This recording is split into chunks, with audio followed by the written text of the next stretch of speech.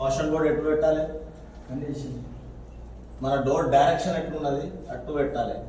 వచ్చేటప్పుడు ఇటువైపు ఉన్నది, రాగానే ఇక్కడ డెడ్ ఎండ్ ఉన్నది ఇటువైపు ఉంటే ఇటు పెట్టండి. ఈ బోర్డు కనిపించాలి వాళ్ళ ఈ ఎంట్రన్స్లో వాళ్ళ cleaning in progress caution board పెట్టాలి. నెక్స్ట్ లోపలికి వస్తాం, అది పెట్టేసిన మీకు డబ్ల్యూసీస్ ఉన్నాయి ఇక్కడ. ఓకే, డబ్ల్యూసీలో ఫస్ట్ మనం R6 మొత్తం స్ప్రెడ్ చేయాలి. ఇప్పుడు దాంట్లో R6 ఉన్నది, R6 తీసి మొత్తం WC మీద స్ప్రెడ్ చేయాలి. ఫస్ట్ మీరు వితౌట్ గ్లౌస్ ఉంటగండి.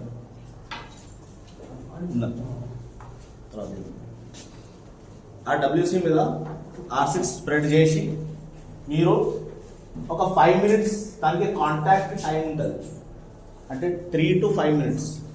అది 3 minutes ఉండొచ్చు, 5 minutes ఉండొచ్చు. దానికి అప్లై చేసి మీరు లోపల క్యూబికల్లో ఏదైతే అసెట్స్ ఉన్నాయి, టైల్స్ ఉన్నది, మనకు లీవర్ ఉంటుంది, మనకు ఫ్లో లీవర్ ఉంటుంది, అది ట్యాప్స్ ఉన్నాయి, టైల్స్ కింద కింద సరౌండింగ్ మొత్తం అవి క్లీన్ చేయండి ముందు. అది రియాక్ట్ అయ్యే లోపల బయట మెయిన్ వాష్రూమ్లో ఉంటే మీరు యూరినల్స్ మీద అదే విధంగా స్ప్రెడ్ చేయొచ్చు. మనం R6 అనేది అది అప్లై చేసి 3 to 5 minutes reaction time, contact time అది కంపల్సరీ ఉండాలి. లేకపోతే మీరు అదే అప్పుడే వేసి అప్పుడే క్లీన్ చేస్తున్నారంటే అది అంత ఎఫెక్టివ్గా ఉండదు. యూరినల్స్ మీద వేసినప్పుడు అది రియాక్ట్ అవుతుంది, మీకు ఏదైతే అక్కడ డర్ట్ డస్ట్ ఏదైతే ఉన్నదో అది మొత్తం డిజాల్వ్ అయిపోతుంది. బ్రష్తో క్లీన్ చేసినప్పుడు ఏమవుతుంది, బయటికి వచ్చేస్తుంది, క్లీన్ అవుతుంది. నెక్స్ట్ ఈ క్యూబికల్స్ సేమ్ ప్రాసెస్లో క్లీన్ చేసుకుంటా లాస్ట్లో step by step first inside to out. కాబట్టి గుర్తుపెట్టుకోండి, మీరు ఏదైతే క్లీన్ చేస్తున్నారో లోపల నుంచి బయటికి రావాలి. బయట నుంచి వాళ్ళు క్లీన్ చేసుకుంటాం మళ్ళీ బయటికి వెళ్తున్నారు అంటే వాళ్ళు మొత్తం చేసిన క్లీనింగ్ మొత్తం మీరు చెప్పులు వేసుకొని పోతారు, షూస్ వేసుకొని పోతారు, ఆ మచ్చలు మొత్తం పడతాయి. లోపల నుంచి బయటికి. లేకపోతే ఆ రూమ్ క్లీన్ చేస్తున్నారు అంటే, పేషెంట్ రూమ్ క్లీన్ చేస్తున్నారు అంటే క్లాక్ వైజ్ డైరెక్షన్ లేకపోతే యాంటీ క్లాక్ వైజ్ డైరెక్షన్, ఇటు పోవచ్చు ఇటు పోవచ్చు. డోర్ ఏదంటే ఇది క్లాక్ వైజ్ డైరెక్షన్, ఇది యాంటీ క్లాక్ వైజ్ డైరెక్షన్. మరి డోర్ దగ్గర తిరిగి రావాలి మీరు.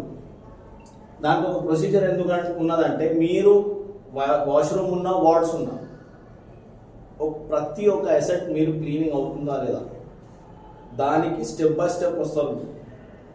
ఇక్కడ నుంచి స్టార్ట్ చేస్తారు. సపోజ్ ఈ టైల్స్, విండో, పైన బూజులు మొత్తం ఫస్ట్ టాప్ టు బాటమ్ మీరు క్లాక్ వైజ్ ఉన్నా యాంటీ క్లాక్ వైజ్ ఉన్నా ఫస్ట్ మనం తీసేది కాబ్వెబ్స్, తర్వాత టైల్స్, తర్వాత ఫ్లోర్కి వస్తారు.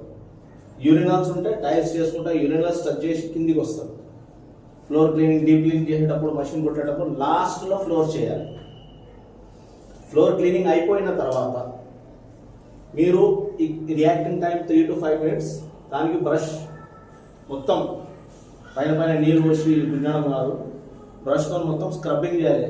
యూరినల్స్ ఉన్నా మనకు WC ఉన్నా క్లీన్ చేసి ఫ్లష్ చేసిన తర్వాత మళ్ళీ రిన్స్ చేయాలి. దాన్ని ఫ్లష్ చేస్తారు. మళ్ళీ దాంట్లో ఏమవుతుంది, కొన్ని చోట్ల మనకు కెమికల్ ఉండిపోతుంది. మనం స్క్రబ్బింగ్ చేసినప్పుడు వాటర్ పోసి రిన్స్ చేయాలి. దాన్ని యూరినల్స్కి అంతే, మనకు WCకి అంతే. క్లీన్ చేసినప్పుడు లాస్ట్లో మనకు హ్యాండ్ వాష్ ఉంటుంది. హ్యాండ్ వాష్ చేసి కింద ఫ్లోర్లో మీరు స్క్రబ్బింగ్ ఉంటే స్క్రబ్బింగ్ చేయండి, లేకపోతే నార్మల్ హ్యాండ్ మాన్యువల్ క్లీనింగ్ ఉంటే మాన్యువల్ క్లీనింగ్ చేయించుకుంటా లోపలికి వెళ్ళి బయటికి క్లీన్ చేసుకుంటా రావాలి. స్క్రబ్బింగ్ అయిపోయిన తర్వాత మళ్ళీ రిన్జింగ్ చేయాలి. రిన్జింగ్ అంటే ఫ్రెష్ వాటర్ వేసి మళ్ళీ వైపర్తో గుంజాలి. లాస్ట్లో ఇవి కంప్లీట్ చేసుకుంటా బయటికి వచ్చేసి కాషన్ కూడా తీయాలి. దీంట్లో మీకు మెయిన్ అసెట్స్ కాన్సన్ట్రేట్ చేసేది టైల్స్, WC, డోర్స్, ఇంకా హింజెస్ ఉంటాయి. ఈ పైన ఉన్నాయి కదా, ఇవి మనకు రూఫ్కి వచ్చేస్తే కాబ్వెబ్స్, విండో షేడర్స్ ఉంటాయి, లేకపోతే విండో మనకు గ్లాసెస్ ఉంటాయి. అవి కార్నర్స్లో మనకు ఏదైనా ఉంటే ఎగ్జాస్ట్ ఫ్యాన్స్ ఏమైనా ఉంటే దానికి క్లీనింగ్ కాన్సన్ట్రేషన్.